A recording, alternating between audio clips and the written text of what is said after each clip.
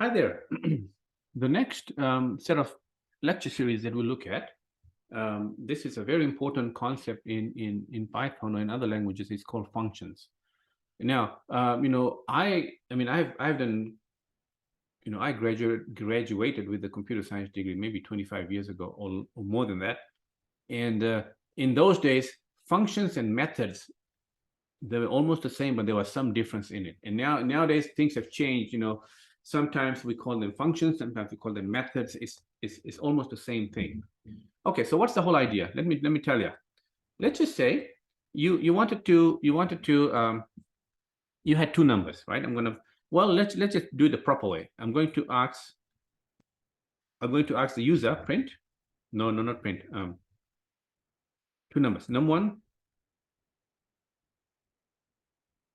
So why in Python you can't even put a space here? Because spaces and tabs matter, right? So you can't just feel good and say I'm going to put a space here. It's going to complain. So num1 is equals to input.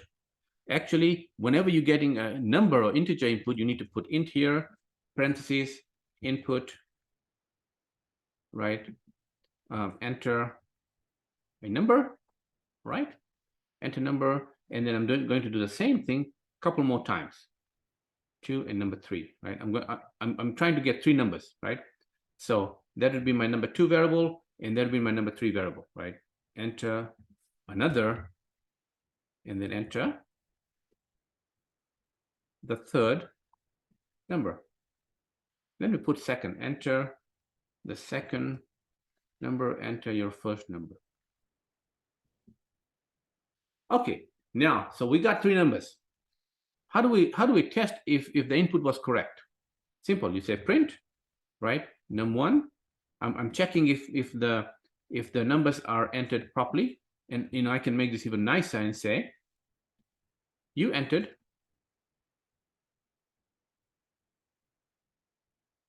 there. Okay, running this code to check if it is correct, right? So here, oh, I forgot something that I always hate the most. \n right there, \n and \n, right? And then what does this \n allow you to do? \n allows you to, when you run the code, it puts your cursor on the next line, which looks good. I like that better than, so you see numbers here. I'm going to put 12, 14, and 11, right? It says you enter 12, 14, 11. So far, code is looking good, right? Then my goal is to find the max and the minimum. Find the max and the minimum and the sum. Well, here, hold on. Find the max, minimum, sum, product, right? Four things. I want to find four things. So I can do it in a few ways. I can say max. Now that will take me a code to write. Let's do the sum first. Maybe sum is easier, right? So I'm going to say total is equal to, you must be saying, Professor, why are you not using the variable sum? Because when I use the sum, you see how it changes the color to purple, and that seems to be a keyword in Python, and I don't want to use a keyword as a variable. So I'm going to say total is equals to simple, num1 plus num2 plus num3, right? Simple, straightforward. Total. Likewise, product is equals to num1 times num2 times num3, right? So that is good. And then I can even test it out and say print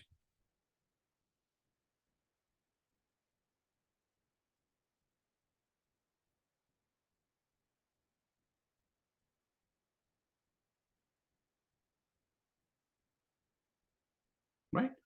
When I run this, I can check it. Now, how do I find out what is the minimum and the maximum, right? How do I find that out? You need to compare, right? You need to do some comparison in this case. So simple, I'm going to find the max, all right? Find the max, and I can compare. So in order for me to find the max, if I want to know if number 1 is the max, I need to compare number 1 with number 2 and number 3. So I'm going to say if num1 is greater than num2, right? And num1 is greater than num3. All right, then simple print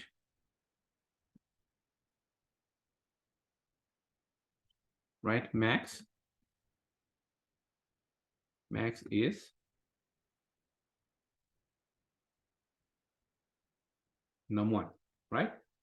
And likewise, if I need to do similar thing, right, num1, and I can put elif num2 is greater than num1 and num2 is greater than num3 print max is num2, right? And then I can also, so if those cases are not true, right, I can put elif here again, elif, and I can say if num3 is greater than num1 and num3 is greater than num2, right, then print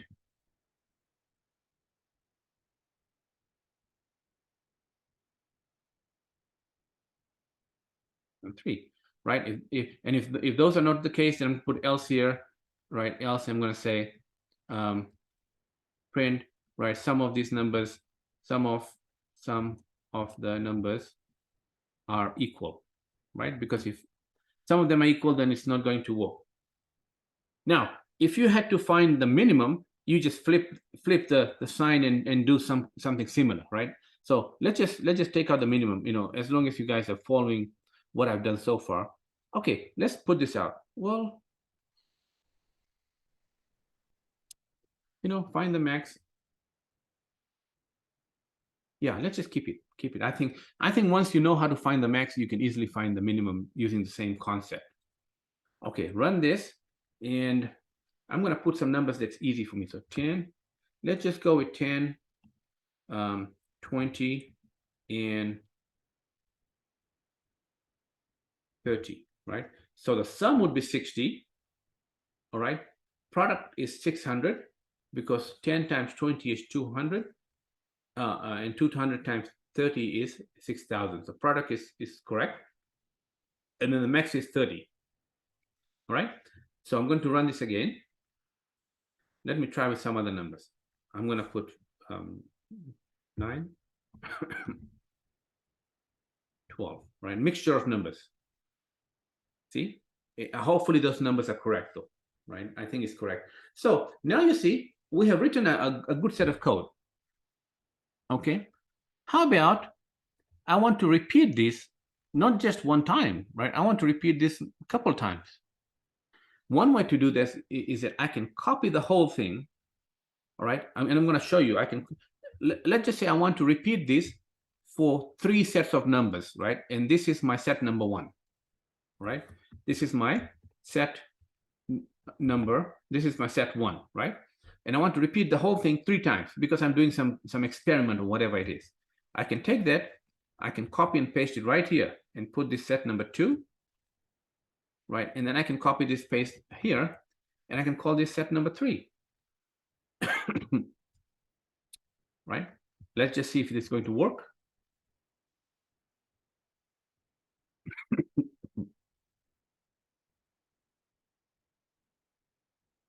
Okay, first number, keep it simple. 1, 2, 3.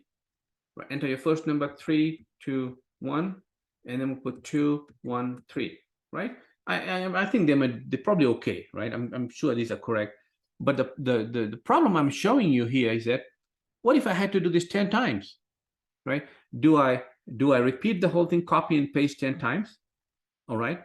Or do I use a while loop, which would definitely work, right? Do I use a while loop and do this again and again?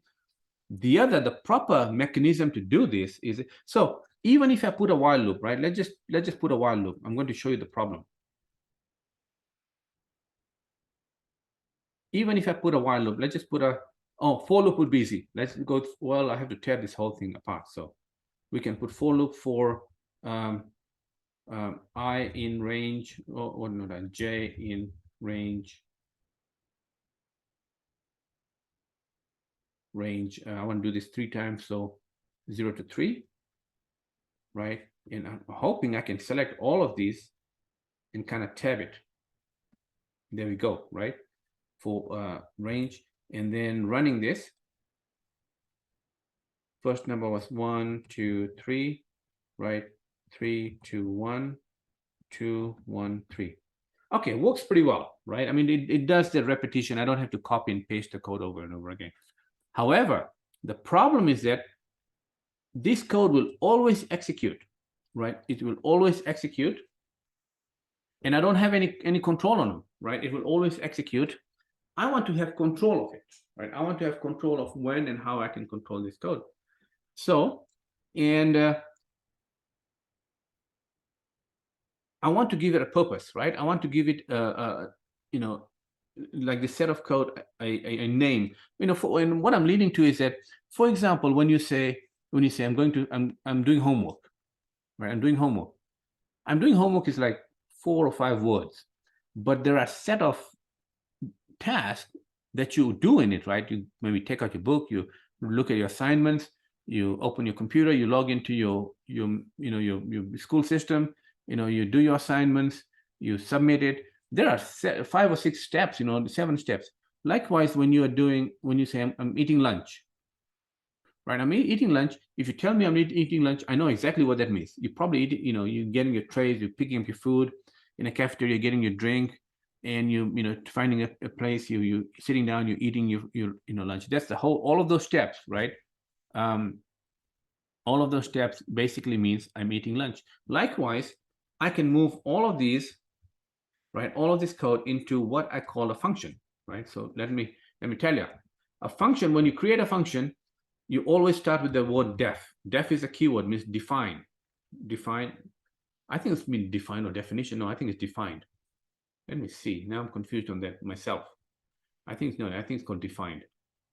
I don't remember definition, right? Define, and then give a name. I'm going to say do silly math, right? That's the name of my, I'm eating lunch or I'm doing homework, all right? And then you need to have a parenthesis and a colon. So that is a basic, very basic structure of a function. And then in here, remember the tabbing, right? I can put all of this in there, all of my code in there, and do a tab. You see that? Now my all of this instruction that I was doing with the math stuff belongs to this command, belongs to this function called do silly math. All right. So right, I'm going to run this code, and just for no reason, I'm going to put here print hello, right? Print hello, and then I'm going to put at the end, right? Watch me here at the end. Remember the tabbing, right? Tabbing it outside of it. That means it's not included in that function. Ending here. Just trying to show you that it's starting, is ending. So I'm going to run this code. All right. You see that? It says hello, and then it says ending here. What happened to this code? What happened to my math stuff? Right? None of this fired, none of this executed. And what was the reason? The reason was that now all of these math stuff belongs to a function called do silly math, right? And I haven't called that function yet. I haven't told my Python interpreter to call that function yet, right? I haven't, right? Just like what doing homework means, right? You're not going to do homework until you tell yourself I'm going to do homework. So likewise here, right? You need to tell the Python and say do silly math, just like that, right? Now this code, you are basically calling the function,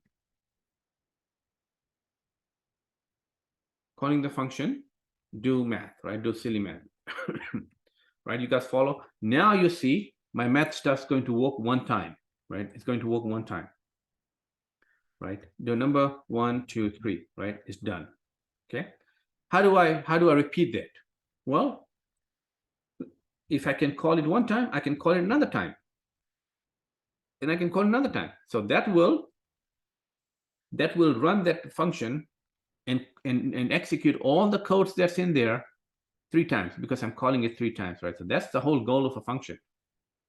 Run that, and you see is going to do it. Number 1, number 2, number 3, 5, 6, 4, right? Whole bunch of numbers, and it performs everything it needs to do, right? So that is the whole idea of function. Now, most of you, I mean, all of you have played some kind of video games. You know, my son here plays Minecraft, and you know, in Minecraft, the player has a shovel in his hand or an axe in his or her hand, and and then you press the the forward button, it moves forward. You press the left button and whatnot. You press the jump and you press the X button, it will hit with the X. So those actions are only executed when you initiate it, right? You know, all of those fighting games that none of us knows the proper combination, and we just press all the buttons. I mean, you know, when you press that button, then only that move is initiated, right? That's the same concept here. Only when I call do silly math, only when I do this, then all of these actions are initiated, right? That is the whole idea of function. I can have my code, I can use it when it's needed. I can use it when the user tells me to, right? I just don't run it each time, right? So that's one thing. The other thing to remember, you know how I'm calling this function? I'm going to take it out. I'm going to put it on top. And you see what happens, right? It's going to give me a huge error and say something like, hey, name do silly math is not defined, right? It's not defined. You might be saying, what do you mean? It's defined right here. See that? It's right here, and the Python compiler here is saying it's not defined. Well, think about it. When you run your Python code, that first line gets executed, right? And output is presented. And then it comes down to number 4, and it says do silly math. And the Python compiler says, hey, I haven't seen this. What are you talking about? Because the code execution is almost linear. It goes, top to bottom. So that's the reason when you have a function, it always needs to be on top, right? It needs to be defined first before you call it. That's a very, very common mistake that some of the students would make sometimes. All right. So have it below it. Okay, so this was kind of big one, right? Let's just see. We did the do silly math. In here, we're doing find and replace. Okay, so okay, I'm going to take this out, and we will do another one, right? Okay, hold on. So this function, there are three kinds of function, right? And this is 3 types of function. This is the first type, right? And the first type here, actually, I'm going to take it out. I'm going to explain to you in a simple format. 3 types of function, right? So I'm going to put 3 types of functions, right?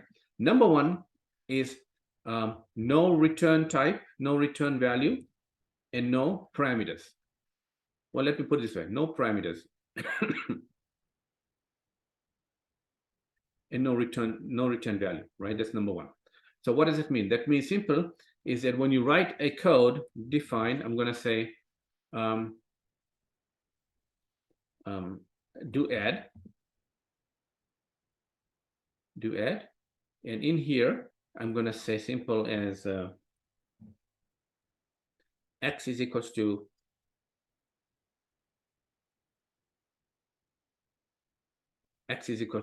input int. That's funny, I said input, but I typed in int because int is supposed to be the input.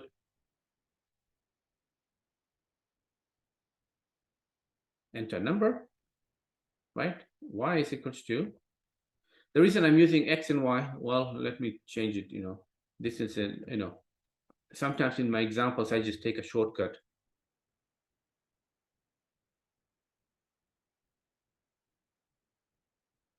Right? And then we say print.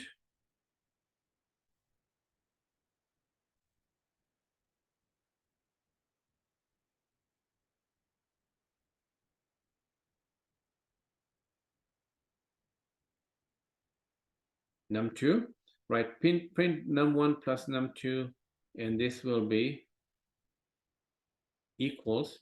It gives me what? Gives me a num1 plus num2. So question here, if I did not have the int in front of these, all right, two questions, would this still work, and what would be the outcome, right?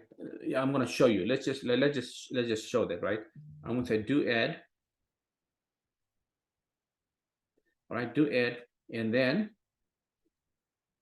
I'm going to do it proper way. Do add, right? It's going to say hello, enter number. See that? I forgot that \n.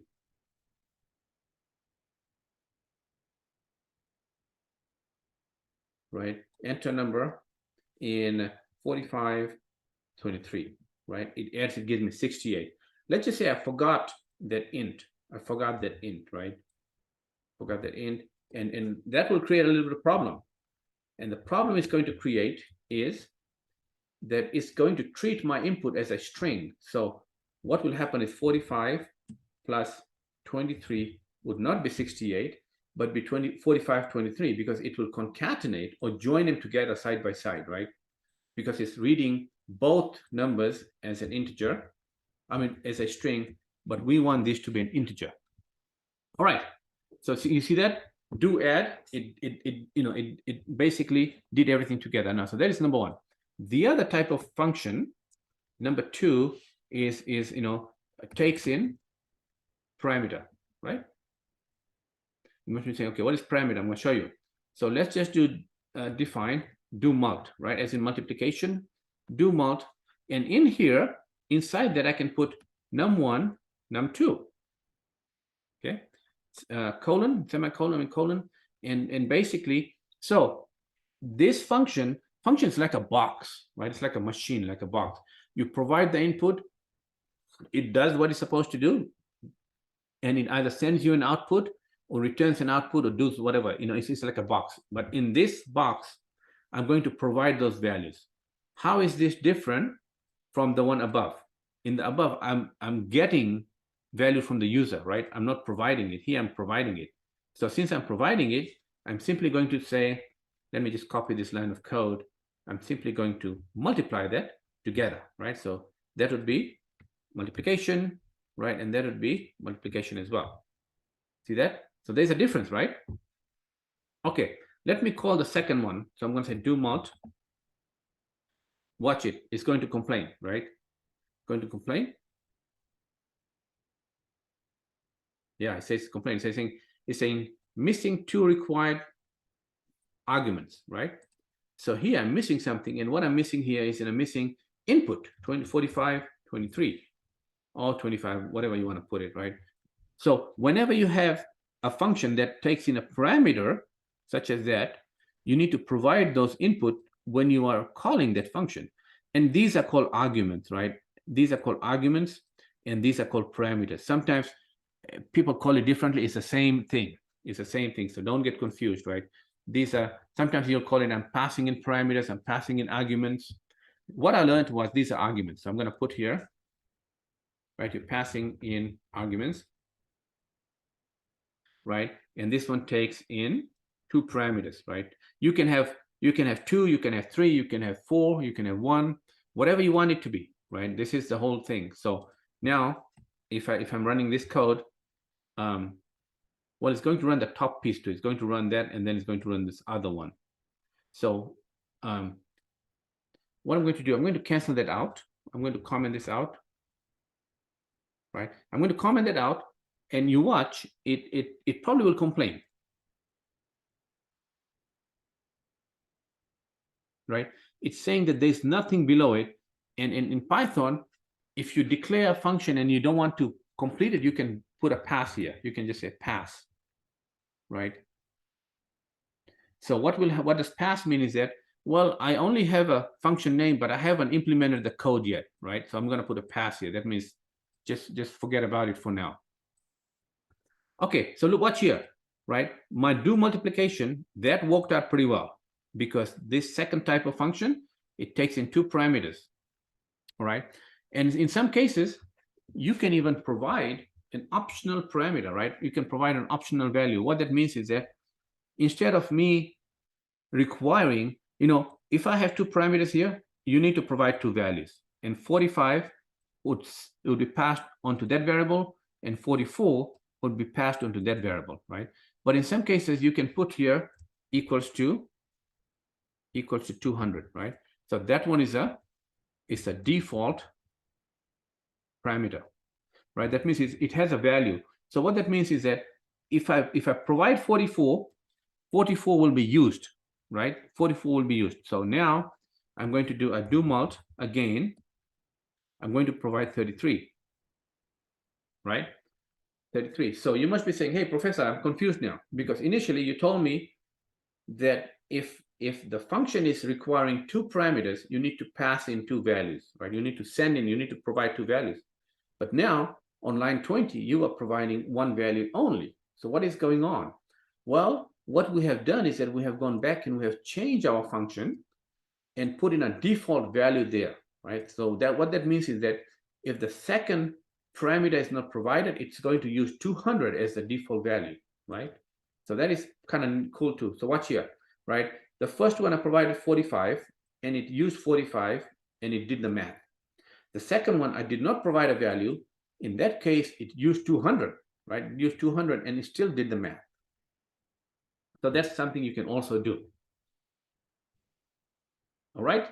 So that is that. Now, the other one that also, the number 3 kind of function that we are learning, number 3, this is what is called a, return value, right? Return value.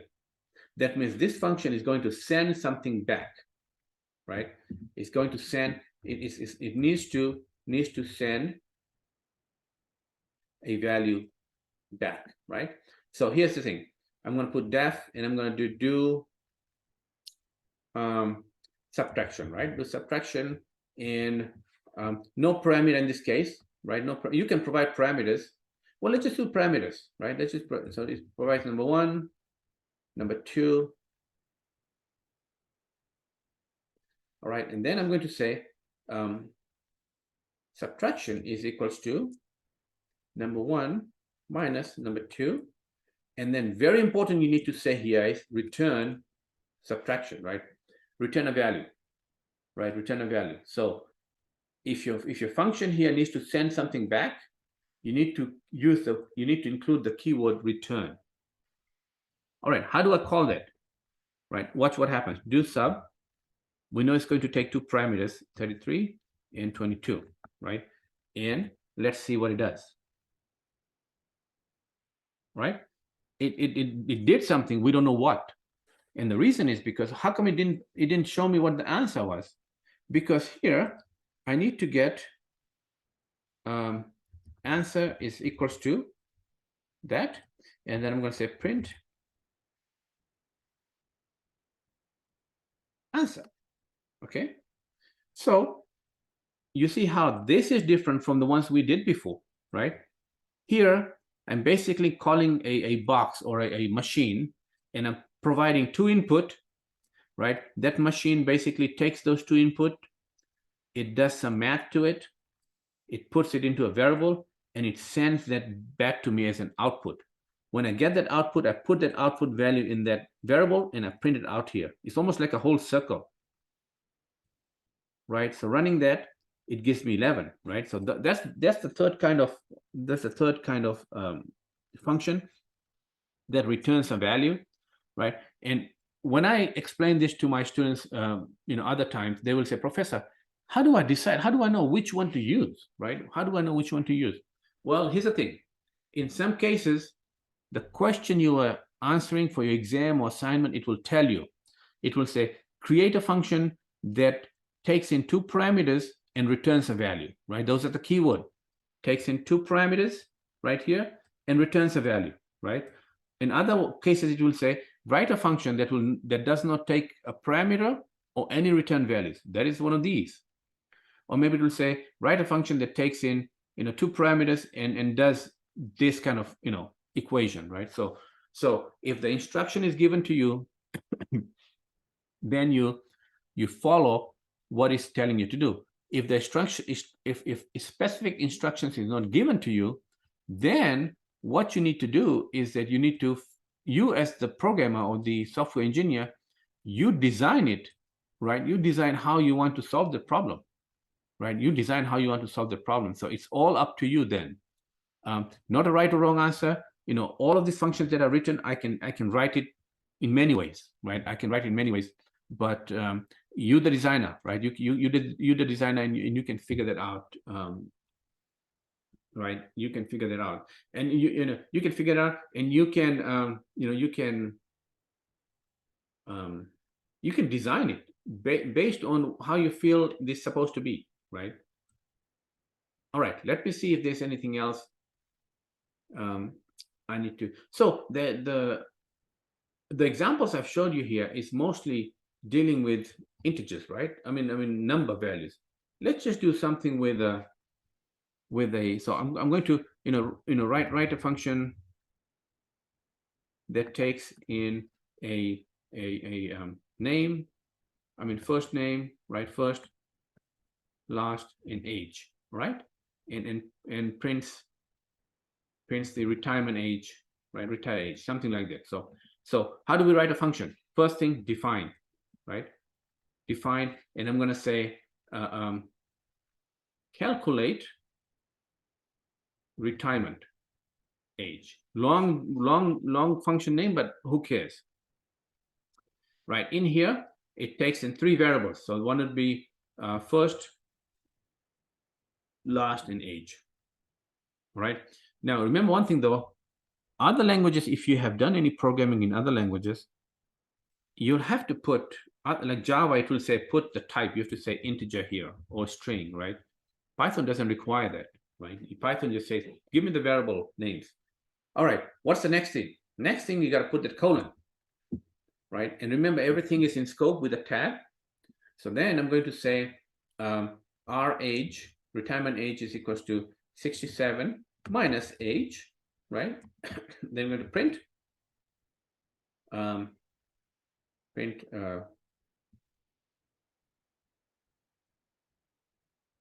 first, last,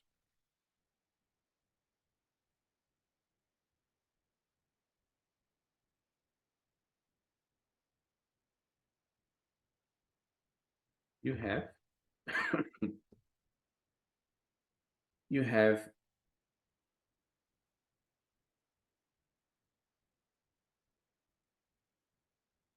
oh, too much typing. Our age to retire. All right. Okay, so that is that. Now, how do I call this function? So I could get the input from the user.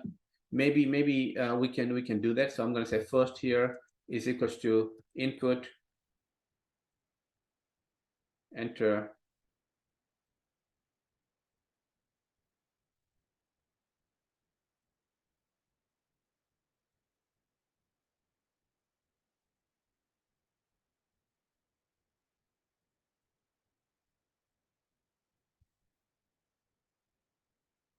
last name,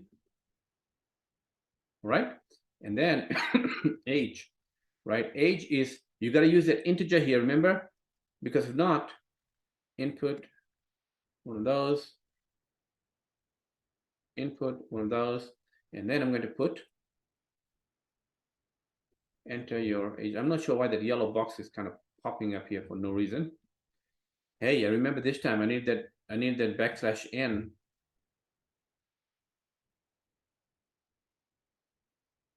So once I have those values, right, I can simply say calculate retirement age, right? It takes in first, it takes in last, it takes in age, right? And then running this,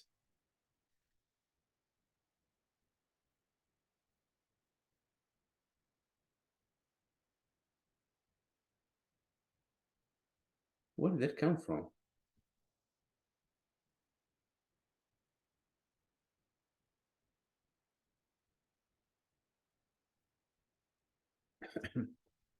Something weird happening here.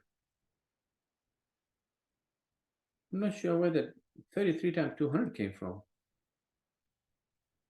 I don't have it on the screen, am I? All right, let's do this. Something's going weird.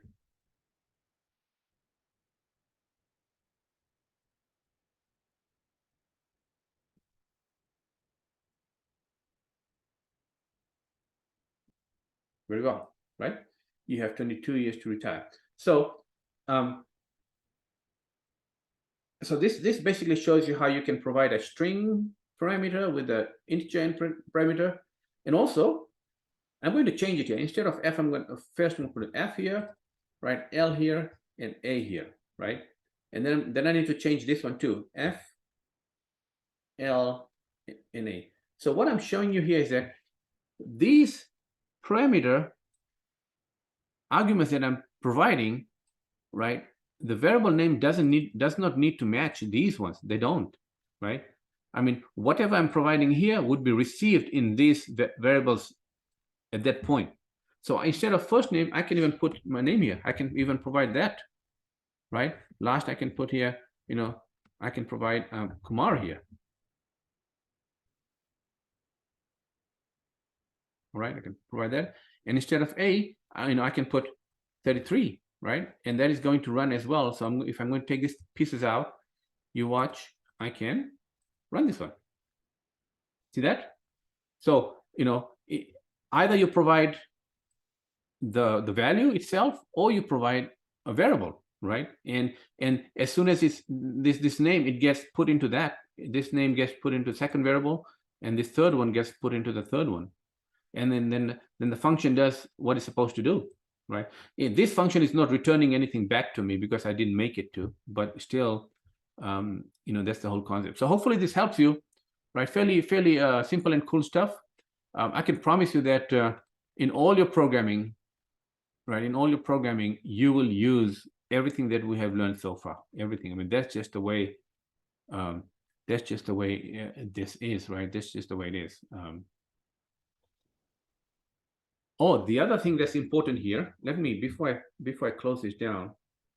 Simple thing, right? I'm gonna do a. There's a concept about global variable and a local variable, right? Let's just say I have a variable here. I'm going to call it number 1, right? Equals to 55. Okay. Then I have a function here. I'm going to call it. Oh well, let's do this. Not number 1. Total. Right. Total is equal to 0. Then I'm going to do some. Right. And here I'm going to take in 2 arguments, which is num1 and num2. Right. And then basically, I'm going to say total is equals to num1 plus num2, right? And then I'm going to print this out. Print. All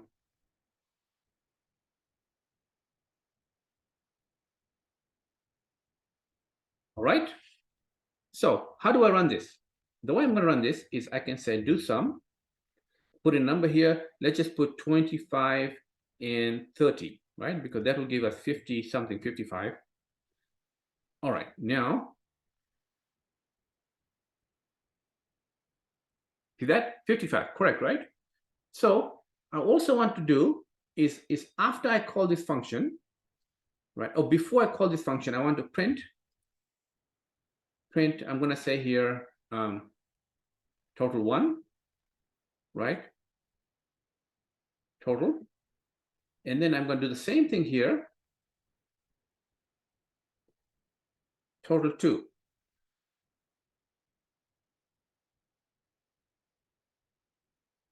What do you think? I mean, when we run this code, that line gets executed first. That line gets read into the memory. It's not going to execute because I didn't tell it to, right? I didn't tell it to do homework. I didn't tell it to. And then it's supposed to print this one. Now, what do you think that's going to print, right? That will possibly print total as 0, right? And then it does a do sum function. Here, takes a number, it adds it together, and it puts it into the variable total, right? So when it puts it into the variable total, all right, it's going to print the total value. Now, does line 6 change the value of this variable? You think so, right? But if it did, when I run, when the interpreter executes line 11, that total should be 55 or something, right? So let's just run and see. Before the function call of do sum, total is 0, expected.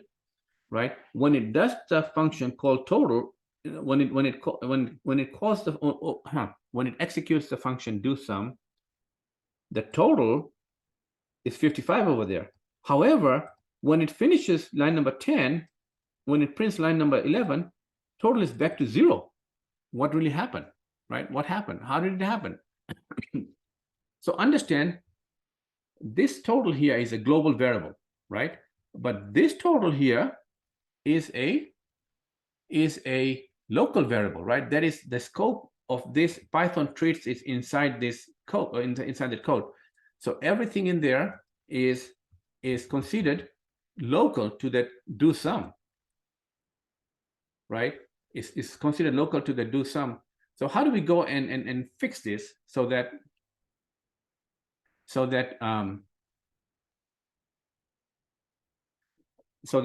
what this is what's happening when I call this function, that total is not the same as this variable.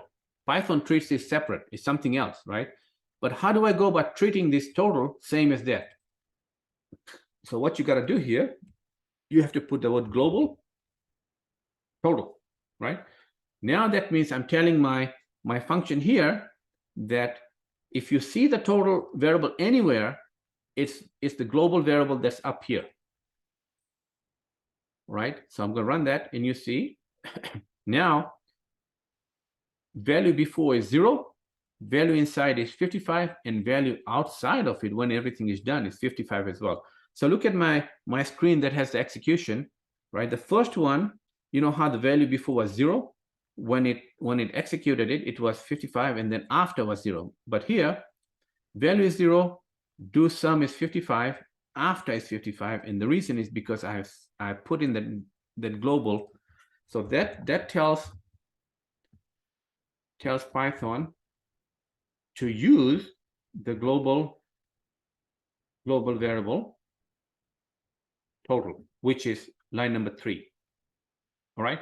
I don't like using global variable in this way, right? I'd rather have a local variable total here and then return the value and update it, right?